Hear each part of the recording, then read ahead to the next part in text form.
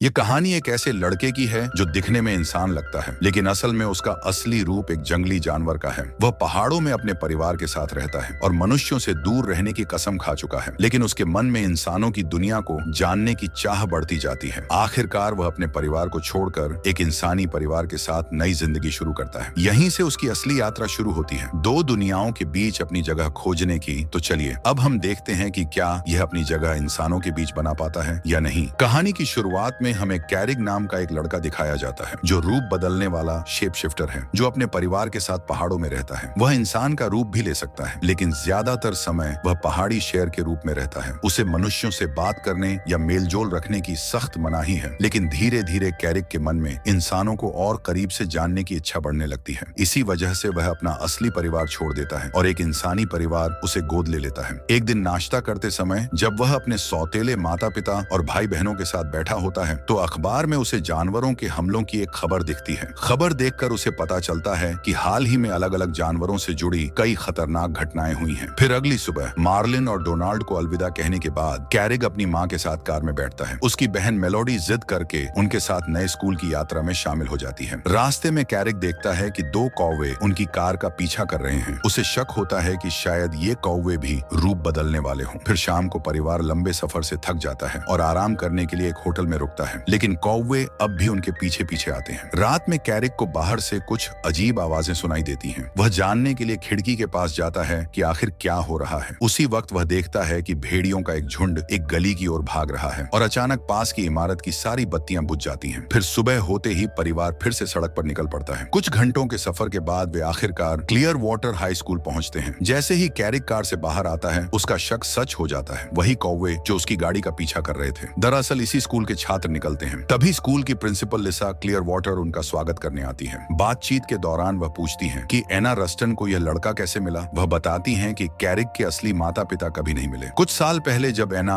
एक सामाजिक कार्यकर्ता थी, तो उन्हें एक कॉल आया और उसी कॉल पर जाकर उन्होंने कैरिक को बचाया। उस समय वह बहुत डरा हुआ था और हर किसी पर शक कर रहा था। यह देखकर एना ने उसे गोद लेने का निर्णय लिया और अपने पति को भी इसके लिए मना लिया। जब कैरिक की उम्र हाई स्कूल जाने की हुई, तो एना को क्लियर वाटर हाई स्कूल से उसका दाखिला लेने का निमंत्रण मिला। एना को लगा कि यह जगह कैरिक के लिए नए दोस्त बनाने का अच्छा मौका होगी, क्योंकि जिस शहर में वह अब तक रह रहा था, वहाँ वह बहुत अकेला और अलग थलग महसूस करता था। सभी सवालों के जवाब देने के बाद लिसा कैरिक से अकेले में बात करने के लिए कहती है। तभी वह उसे एक बड़ा राज बताती है, वह राज जो कैरिक अब तक सबसे छिपाता आया था। लिसा बताती है कि इस स्कूल में सभी लोग रूप बदलने वाले शेप शिफ्टर हैं। अब कैरिक को अपने असली रूप को छिपाने की जरूरत नहीं है। तभी अचानक स्कूल का अलार्म बज उठता है और प्रिंसिपल ये देखने के लिए चली जाती हैं कि आखिर क्या हुआ है। तभी उन्हें पता चलता है कि एना और मेलोडी कैंपस में घूम रही हैं। चूंकि वह जगह प्रतिबंधित है, प्रिंसिपल अपनी असिस्टेंट से कहती हैं कि वह उन्हें वहां से बाहर ले जाए। कैरिक बहुत खुश हो जाता है, क्योंकि उसने पहली बार अलग अलग प्रजातियों के इतने सारे शेप शिफ्टर एक साथ देखे थे। स्कूल के गलियारों में चलते हुए कैरिक की मुलाकात जेफरी और उसके दोस्तों से होती है। दोनों के बीच तुरंत झगड़े जैसा माहौल बन जाता है, लेकिन जेम्स समय पर पहुंचकर लड़ाई रोक देता है। पूरे स्कूल से परिचय होने के बाद एना अपने बेटे कैरिक को अलविदा कहती है। जब एना और मेलोडी वापस गाड़ी की ओर लौट रही होती हैं, तभी उसी समय स्कूल को फंड देने वाला करोड़पति एंड्रयू मिलिंग कैंपस में आता है। परिवार से विदा लेने के बाद कैरिक का परिचय एंड्रयू से कराया जाता है। वहाँ कैरिक बताता है कि उसने पहाड़ों में रहना छोड़कर इंसानों के साथ रहने का फैसला क्यों किया। उसे हमेशा लगता था कि अगर वह सिर्फ पहाड़ी शेर बनकर जिएगा तो उसकी जिंदगी अधूरी रह जाएगी। बाद में जब कैरिक अपने कमरे में पहुंचता है, तो उसे स्कूल के नियम समझाए जाते हैं। जैसे ही प्रिंसिपल वहां से जाती हैं, तभी खिड़की पर अचानक एक गिलहरी दिखाई देती है। उसी समय कैरिक खिड़की खोलता है और गिलहरी अंदर आकर अपना परिचय देती है। उसका नाम होली है और वह बताती है कि उसे कैरिक का मार्गदर्शक बनाया गया है। वह उसे उसकी पहली शेप शिफ्टिंग की कक्षा में ले जाती है। कक्षा में मिस्टर एलवुड सभी छात्रों को याद दिलाते हैं कि वे अपनी शक्तियों का इस्तेमाल केवल कक्षा के समय ही कर सकते हैं। साथ ही वे कहते हैं कि रूप बदलते समय उन्हें बहुत सावधानी बरतनी चाहिए, ताकि कोई इंसान उन्हें देख न ले, क्योंकि कैरिक स्कूल में नया है। उसे अपनी शक्ति दिखाने के लिए चुना जाता है, लेकिन उससे पहले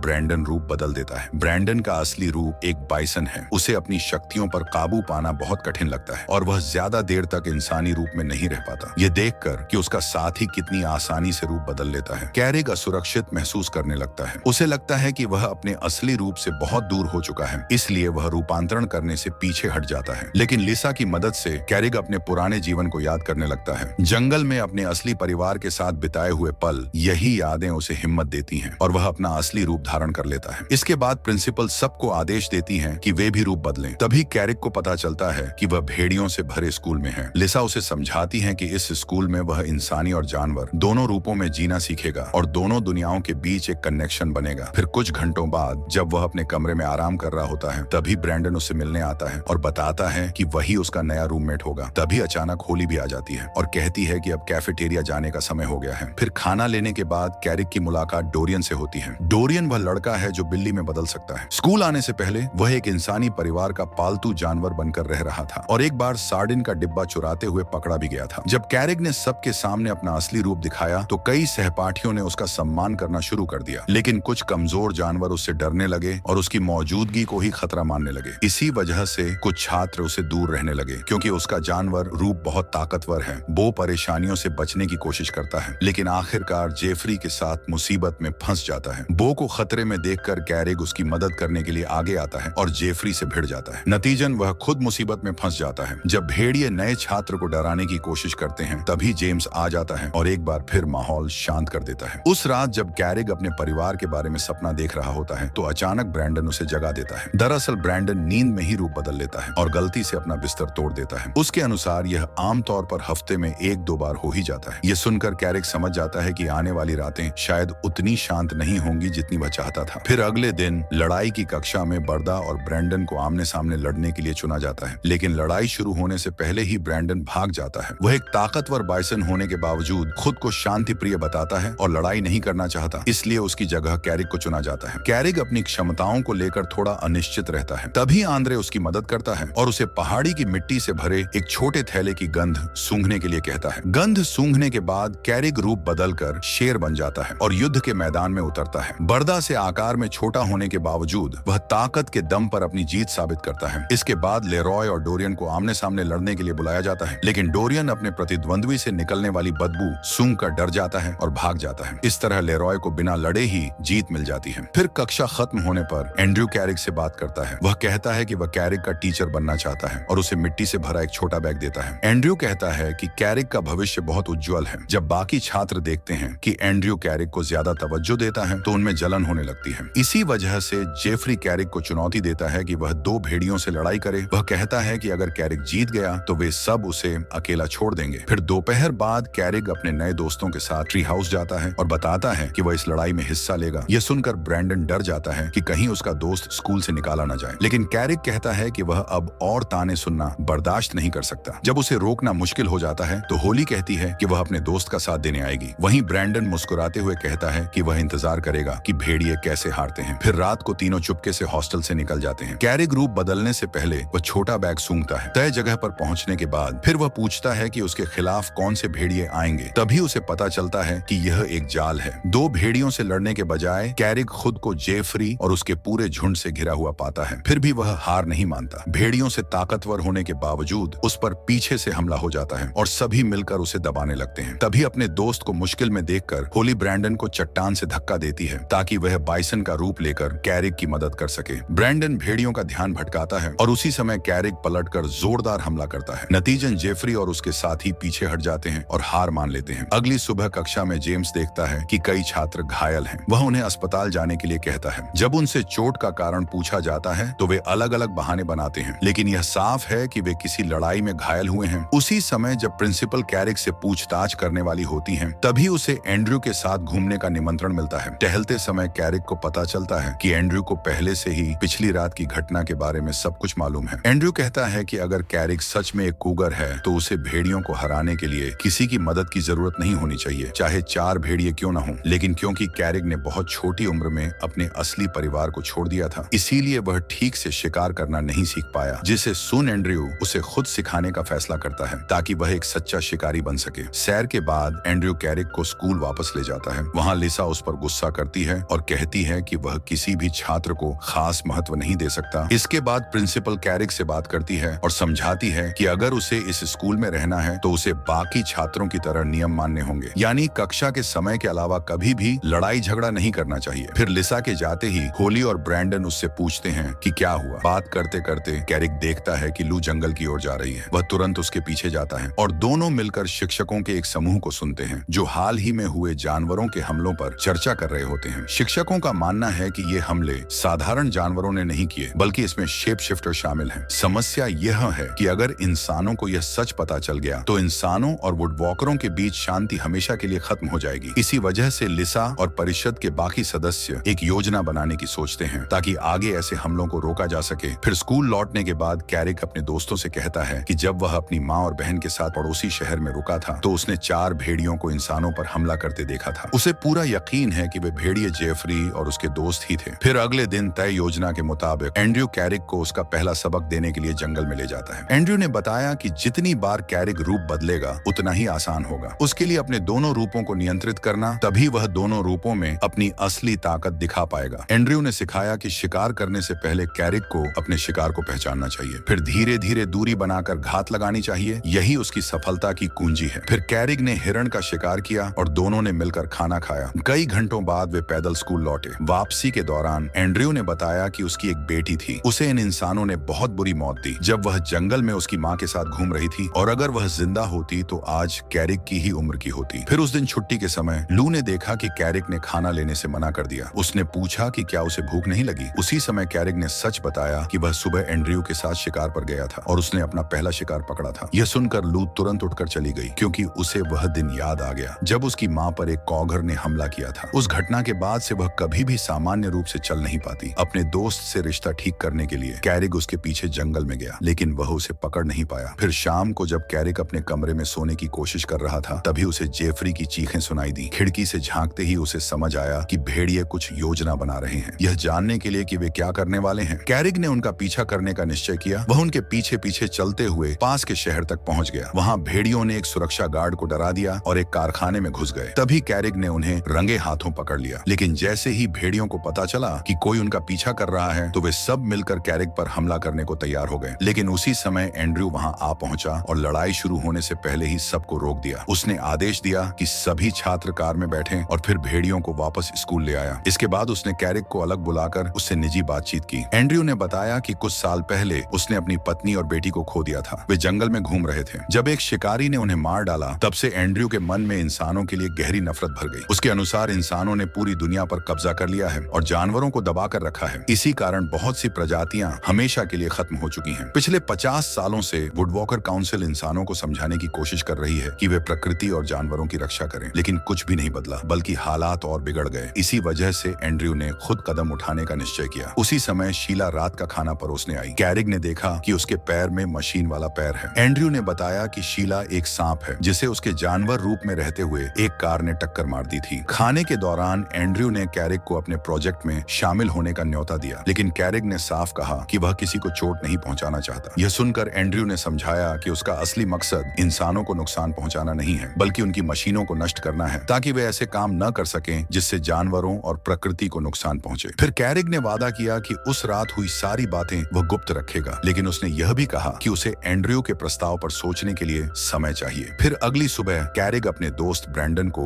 युद्ध का अभ्यास कराने में मदद करता है। ब्रैंडन जंगल में दौड़ते हुए और रास्ते की हर चीज तोड़ते हुए अचानक कैरिक के माता पिता से टकरा जाता है, जो कुछ दिनों के लिए क्लियर वाटर हाई स्कूल अपने बेटे से मिलने आए थे। ब्रैंडन जब माफी मांगने के लिए उनके पास जाता है तो कैरिक तुरंत बात छुपाने की कोशिश करता है और अपने परिवार को अपना कमरा दिखाने के लिए ले जाता है। कमरे में पहुंचते ही एना एक गिलहरी को उसकी चीजों में टटोलते हुए देखती है। तभी प्रिंसिपल आकर गिलहरी को डांटती हैं और कैरिक से कहती हैं कि मिलने का समय तय होता है, हर वक्त नहीं। फिर जाने से पहले एना बताती है कि वह पूरा वीकेंड पास के शहर में रहने वाली है और अपने बेटे को भी साथ चलने का निमंत्रण देती है, जिसे सुन कैरिक तुरंत राजी हो जाता है और अपने परिवार को अलविदा कहता है क्योंकि उन्हें कार की मरम्मत करवानी थी। परिवार के जाते ही कैरिक को एंड्रयू का फोन आता है। एंड्रयू उसे उस वीकेंड होने वाले एक खास कार्यक्रम में बुलाता है, लेकिन कैरिक साफ कह देता है कि वह वीकेंड अपने माता पिता के साथ बिताना चाहता है और इंसानों को नुकसान पहुंचाने का विचार उसे पसंद नहीं है। यह सुनकर एंड्रयू गुस्से में फोन काट देता है। इसके बाद कैरिक अपना मन भटकाने के लिए जंगल में चला जाता है और अपने रूप बदलने का अभ्यास करता है। कई घंटों तक चलते रहने के बाद उसकी मुलाकात विंग से होती है। वहीं उसे पता चलता है कि लोग उसके गायब होने से परेशान थे और उसे ढूंढ रहे थे। जब दोनों बातें कर रहे होते हैं तभी अचानक एक ड्रोन वहां आ जाता है। विंग तुरंत कैरिक को भागने का आदेश देता है क्योंकि एक शिकारी ने उसे ढूंढने के लिए कुत्ते भेज दिए थे। कुछ मिनट तक दौड़ने के बाद कैरिक एक पेड़ की ऊंची शाखाओं में छिप जाता है, लेकिन ड्रोन उसका पीछा करता रहता है। अपने दोस्त की मदद करने के लिए विंग उस मशीन को तोड़ देता है और कैरिक फिर से भाग निकलता है। फिर कुछ देर बाद जब कैरिक थक थक कर रुकता है तो शैडो उसे कुछ कपड़े देता है ताकि वह वापस इंसान का रूप ले सके। फिर जागने पर कैरिक अपने गुरु को जंगल में हुई घटना के बारे में बताता है और सोचने लगता है कि शायद उसके असली माता पिता के साथ भी वही हुआ होगा जो एंड्रयू की पत्नी और बेटी के साथ हुआ था। यह सोचकर कैरिक के अंदर गुस्सा भर जाता है और वह फैसला करता है कि अब वह एंड्रयू के प्रोजेक्ट का साथ देगा और इंसानों के खिलाफ उसकी मदद करेगा। अपने पहले मिशन पर जाने से पहले उसे पता चलता है कि एंड्रयू ने कुछ शेप शिफ्टर्स को उसके असली परिवार को ढूंढने के लिए भेजा है। एंड्रयू वादा करता है कि अगर वे जिंदा होंगे तो जल्द ही मिल जाएंगे। थोड़ी देर बाद कैरिक को उसकी माँ का फोन आता है, लेकिन कैरिक बताता है कि उसे यह ट्रिप रद्द करनी होगी क्योंकि उसे अचानक एक जरूरी काम याद आ गया है। तभी ब्रैंडन और होली वहां पहुंचते हैं और कहते हैं कि वे अपने दोस्त की चिंता में आए हैं, लेकिन कैरिक गुस्से में उन्हें जाने का आदेश देता है। फिर कुछ देर गाड़ी चलाने के बाद सब लोग एक खदान पर पहुंचते हैं। वहां एंड्रयू टीम को बांट देता है। वह कैरिक से कहता है कि वह जंगल के जानवरों को इस इलाके से दूर रखे। इसी बीच जेफरी और बाकी भेड़ियों को काम करने वाले कर्मचारियों को बाहर निकालना है ताकि कोई घायल न हो। फिर कैरिक पास के खरगोशों को डराकर भगा देता है। तभी उसे पता चलता है कि उसके माता पिता पास में ही कैंप लगाकर ठहरे हुए हैं। यह जानकर वह उनकी सुरक्षा के लिए परेशान हो जाता है और तुरंत अपने गुरु को फोन करता है, लेकिन एंड्रयू उसे बताता है कि उसने सचमुच कैरिक के परिवार को घाटी में तंबू लगाते देखा है, लेकिन आश्वासन देता है कि वे सुरक्षित रहेंगे। इसी दौरान गुस्साए भेड़ियों के कारण सारे कर्मचारी डर जाते हैं और खुद को बचाने के लिए एक पिकअप ट्रक में बैठकर वहां से भाग जाते हैं। लेकिन तभी डैन गाड़ी से लकड़ियों का ढेर गिराने की कोशिश करता है। यह देखकर कैरिक उससे विनती करता है कि वह मिशन रोक दे क्योंकि उसे डर है कि इस घटना से उसका परिवार भी खतरे में पड़ जाएगा। तभी उसी समय ब्रैंडन और होली उसकी मदद के लिए पहुंच जाते हैं। ऊपर आसमान में शैडो और विंग को उड़ते देख बाकी भेड़िए डर जाते हैं कि कहीं प्रिंसिपल को रिपोर्ट न हो जाए और उन्हें स्कूल से निकाल न दिया जाए, इसलिए वे मिशन छोड़कर खदान से भाग जाते हैं। तभी लू वहां आती है और डेरेक को समझाने की कोशिश करती है कि खदान को बंद करने के और भी बेहतर तरीके हैं। अगर वे सब कुछ नष्ट कर देंगे तो इंसान गुस्से में आकर बदला लेंगे, लेकिन डेरेक उसकी बात नहीं मानता और गुस्से में उसे धक्का दे देता है। तभी चारों ओर से कौवे उस पर हमला कर देते हैं। गुस्से में डेरेक एक भूरे भालू का रूप ले लेता है। अब ब्रैंडन अपने दोस्तों की रक्षा करने के लिए लड़ाई में कूद पड़ता है। इस बीच एंड्रयू को लगता है कि कैरिक ने उसे धोखा दिया है। वह गुस्से में ब्रैंडन पर झपट पड़ता है और दोनों के बीच जबरदस्त लड़ाई शुरू हो जाती है। इसी दौरान कैरिक देखता है कि लकड़ियों का ढेर लुढ़क कर उस घाटी की ओर जा रहा है जहां उसका परिवार रह रहा है। वह सब कुछ छोड़कर दौड़ पड़ता है ताकि अपने परिवार को बचा सके, चाहे उसे अपनी जान ही क्यों न जोखिम में डालनी पड़े। नीचे घाटी में जैसे ही ऐना को ऊपर से लकड़ियों के गिरने की आवाज सुनाई देती है, वह सबको तुरंत छिपने का आदेश देती है, लेकिन मेलोडी अपनी माँ की चीखें नहीं सुन पाती क्योंकि उसने हेडफोन पहने हुए होते हैं। जब वह अपनी तरफ आती लकड़ियों का ढेर देखती है तो घबराकर चीखने लगती है। उसी समय कैरिक दौड़कर आता है और उसे बचा लेता है। हताश होकर ऐना अपनी बेटी को ढूंढने निकलती है और जब वह मेलोडी को जिंदा देखती है तो उसे राहत मिलती है। मेलोडी बताती है कि एक कूघर ने उसे खतरे वाले इलाके से धक्का देकर बाहर निकाला, लेकिन डोनाल्ड को यकीन हो जाता है कि उसकी बेटी होश में नहीं है और शायद भ्रम देख रही है। फिर कुछ देर बाद लू और उसके दोस्त जंगल में कैरिक का बेहोश पड़ा शरीर पाते हैं। वे सोचकर उदास हो जाते हैं कि शायद वह अब बच नहीं पाएगा, लेकिन जब कैरिक धीरे धीरे अपनी आंखें खोलता है तो सबको राहत मिलती है। होश में आते ही कैरिक सबसे पहले अपने परिवार की तरफ दौड़ता है ताकि देख सके कि वे सुरक्षित हैं या नहीं। तभी एंड्रयू वहां पहुंचता है और कहता है कि जब यह हादसा हुआ तो वह लड़के के साथ ही पास में टहल रहा था। फिर वह परिवार को अस्पताल ले जाने के लिए एक हेलीकॉप्टर बुलाता है और सबको सुरक्षित भेज देता है। जैसे ही कैरिक के माता पिता हेलीकॉप्टर से सुरक्षित निकल जाते हैं, कैरिक गुस्से में आकर एंड्रयू पर चिल्लाता है और कहता है कि वह प्रिंसिपल को बताएगा कि इन हमलों के पीछे असली जिम्मेदार कौन है। लड़के को चुप कराने के लिए एंड्रयू उसे कहता है कि उसने उसके असली परिवार को येलोस्टोन की पहाड़ियों में देखा था, लेकिन वह उनका सही ठिकाना तभी बताएगा जब कैरिक वादा करे कि वह किसी से भी इस घटना का जिक्र नहीं करेगा। फिर थोड़ी देर बाद लिसा वहां पहुंचती है। तभी एंड्रयू उससे कहता है कि इंसानों पर हमला करने की गुप्त योजना उसके सहायक डेरेक ने बनाई थी, लेकिन लिसा को शक है कि खदान को नष्ट करने में एंड्रयू का भी हाथ हो सकता है। तभी पुलिस की गाड़ियों की आवाज आती है। यह सुनकर प्रिंसिपल वहां से चली जाती है, लेकिन कहती है कि वह इस पूरे मामले की पूरी जांच जरूर करेगी। फिर स्कूल लौटने पर बच्चों का बहुत अच्छे तरीके से स्वागत किया जाता है क्योंकि सबको पहले ही पता चल चुका था कि उन्होंने सबको बचाया है। तो आपको यह फिल्म कैसी लगी नीचे कमेंट में बताइए।